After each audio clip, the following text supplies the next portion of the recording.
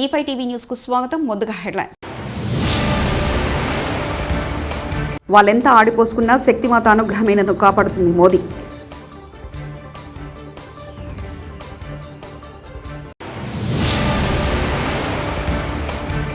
నేను రాజకీయాలకు అతీతంగా ఉన్న చిరంజీవి.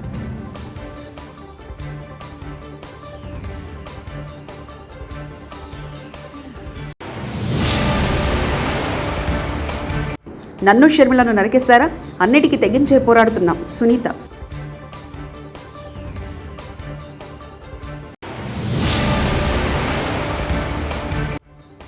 ల్యాండ్ టైటిలింగ్ యాక్ట్లో ప్రజలు భయభ్రాంతులకు గురవుతున్నారు నారా లోహిత్.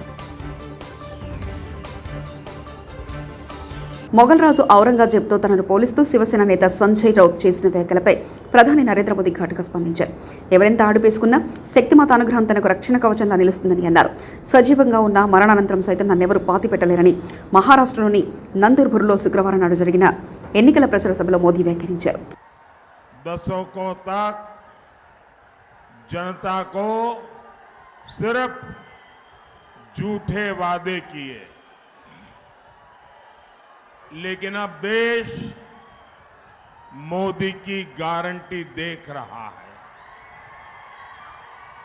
मोदी की गारंटी मतलब विकास की गारंटी.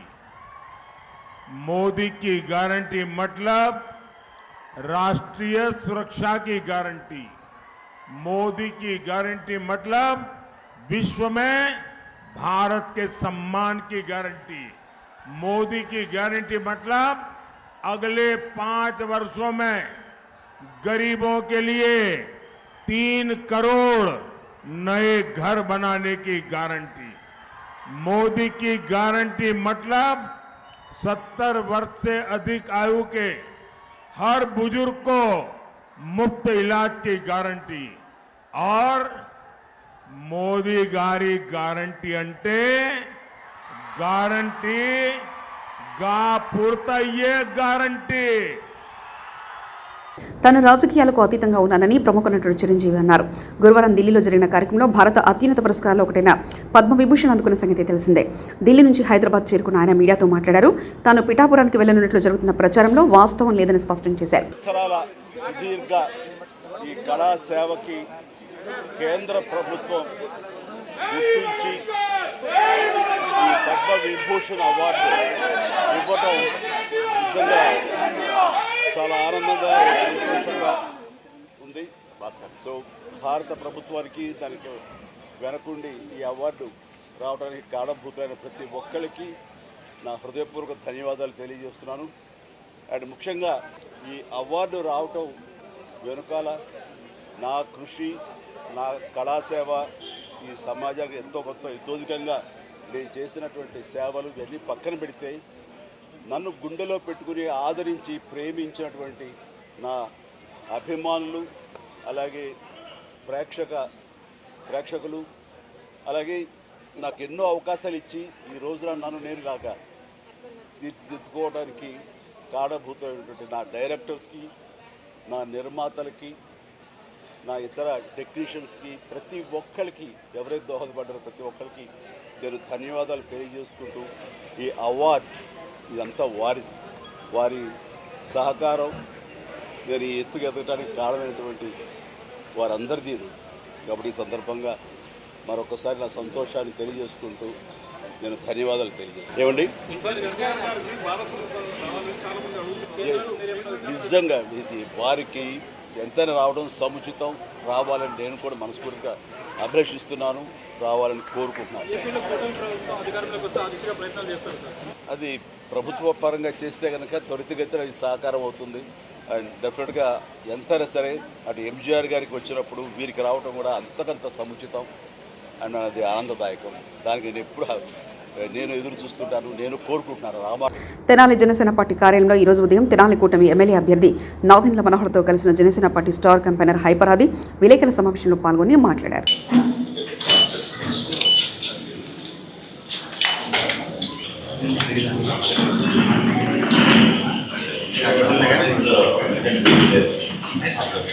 మనస్ఫూర్తిగా హైపరాది గారు జనసేన పార్టీ ప్రచారం కోసం అనేక నియోజకవర్గాల్లో ఈ ఎండల్లో కూడా ప్రచారం చేస్తూ పవన్ కళ్యాణ్ గారిని ఆయన సిద్ధాంతాల్ని నమ్ముకుని యువతని ఒక మంచి ఆదర్శవంతంగా మార్చే దిశలో పనిచేస్తున్నప్పుడు హైపరాది గారు కూడా చాలా మనస్ఫూర్తితోటి ఆ కార్యక్రమాన్ని ఇంకా విజయవంతం చేసే విధంగా ఎప్పటి నుంచో పార్టీ కోసం కృషి చేస్తూ ఉన్నారు.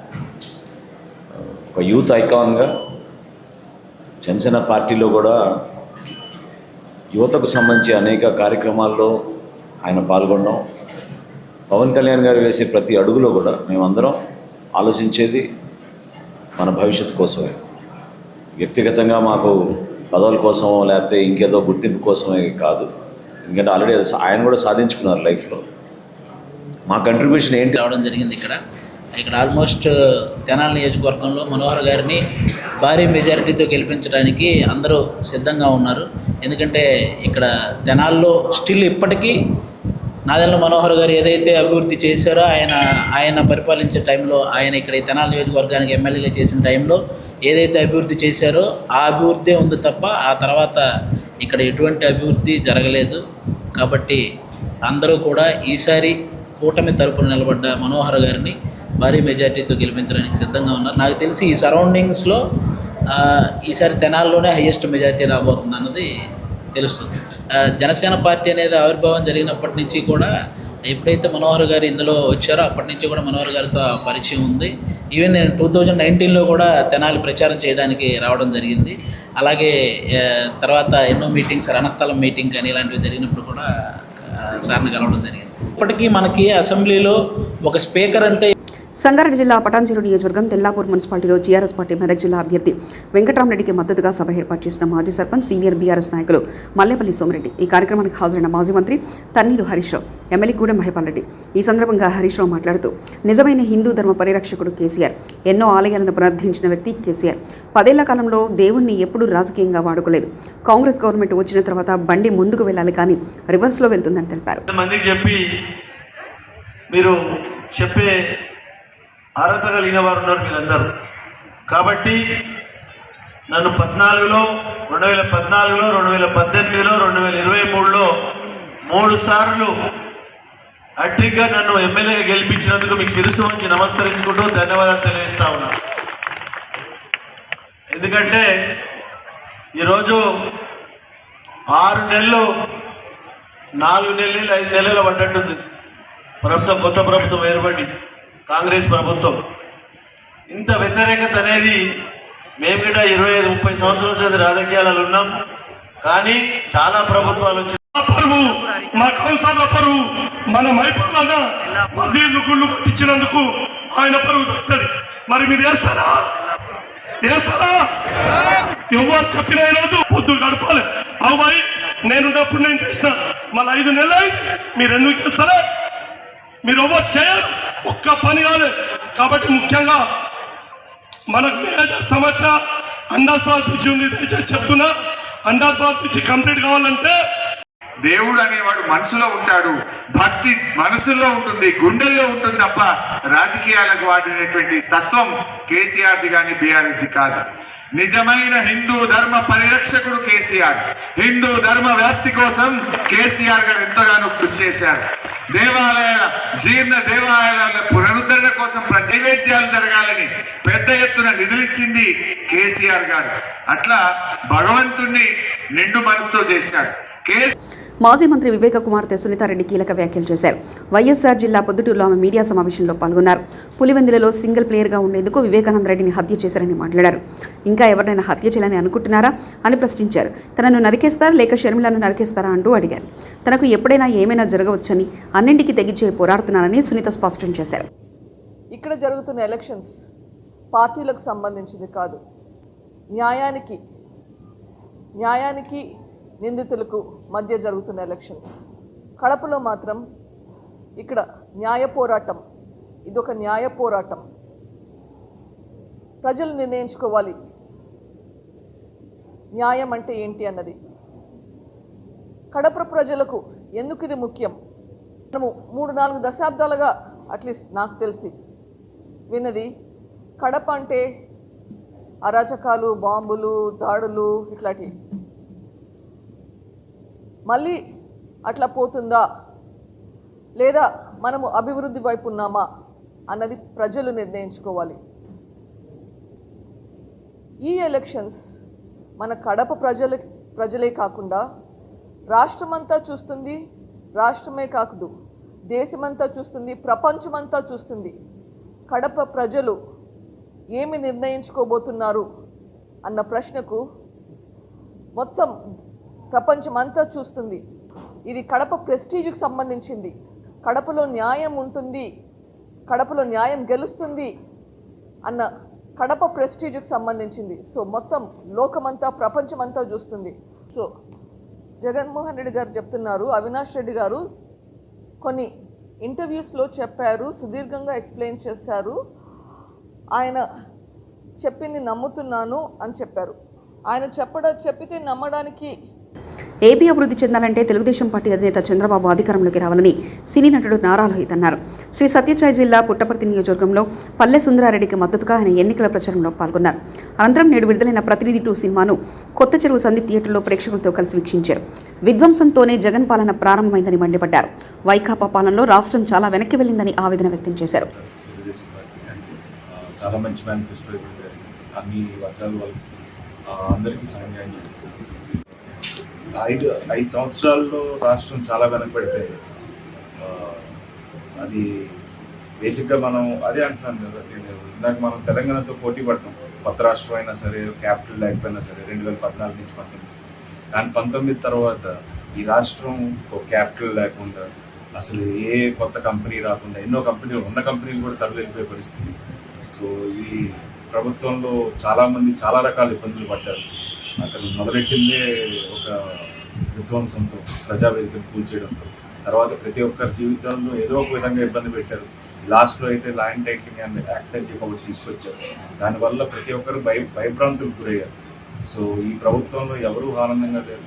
సో ఖచ్చితంగా ప్రజల్లో శ్రీకాకుళం నుంచి తిరగడం జరుగుతుంది. మల్కాజ్గిరి బీజేపీ పార్టీ పార్లమెంట్ అభ్యర్థి ఈటెల రాజేందర్ హైత్నగర్లోని బంజారా కాలనీలో స్థానిక కార్పొరేటర్ నవజీవన్ రెడ్డితో కలిసి బస్తీలో పర్యటించారు. ఈ సందర్భంగా ఆయన మాట్లాడుతూ ప్రభుత్వం ఏర్పడిన అతి తక్కువ కాలంలోనే ప్రజల విశ్వాసం కోల్పోయిన ముఖ్యమంత్రి రేవంత్ రెడ్డి అని అన్నారు. వృద్ధులకు 4,000 రూపాయలు, వికలాంగులకు 6,000 రూపాయలు పెన్షన్ ఇస్తానని చెప్పి మోసం చేశారన్నారు. రైతులకు 2 లక్షల రూపాయలు రుణమాఫీ చేస్తామని, కళ్యాణ లక్ష్మి పథకం కింద 1 లక్ష రూపాయల నగదు, తులం బంగారం ఇస్తామని చెప్పి ప్రజలను తప్పుదోవ పట్టించారన్నారు. కాంగ్రెస్ పార్టీ ప్రకటించిన 6 గ్యారెంటీలలో మహిళలకు ఆర్టీసీ బస్సులలో ఉచిత ప్రయాణం తప్ప ఏ ఒక్క హామీ నెరవేర్చకపోగా ముఖ్యమంత్రి రేవంత్ రెడ్డి మొహం చాటేశారని విమర్శించారు. ప్రజల్ని ప్రలోభాలకు గురి చేసి ఓట్లు దండుకునే ప్రయత్నం చేస్తున్నారని పేర్కొన్నారు. బస్తీలలో ఉండే హరిజన, గిరిజన మహిళలు ఆలోచించి ఓట్లు వేయాలని విజ్ఞప్తి చేశారు. సాధ్యం కాని హామీలు ఇచ్చి ప్రజలను మోసం చేసిన కాంగ్రెస్ పార్టీ చిత్తుగా ఓడగొట్టాలన్నారు.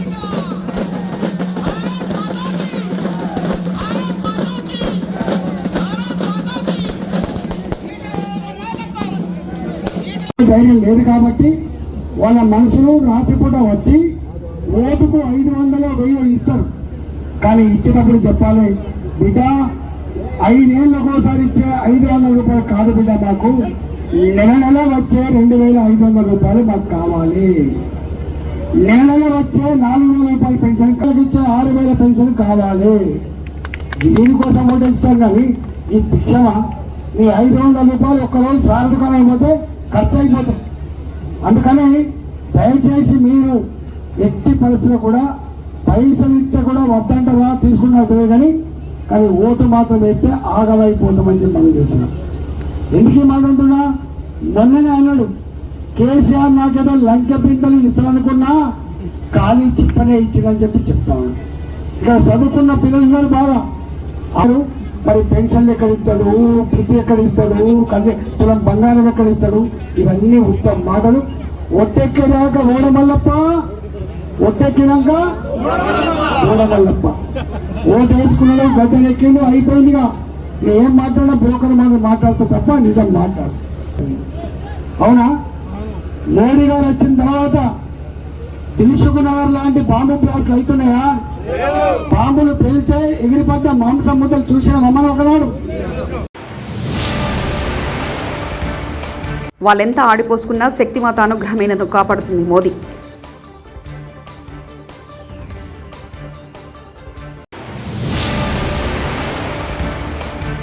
నేను రాజకీయాలకు అతీతంగా ఉన్న చిరంజీవి.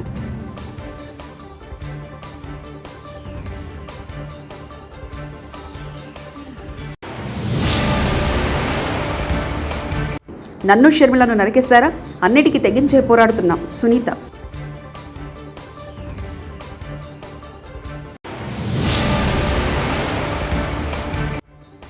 ల్యాండ్ టైటిలింగ్ యాక్ట్లో ప్రజలు భయభ్రాంతులకు గురవుతున్నారు నారా లోహిత్.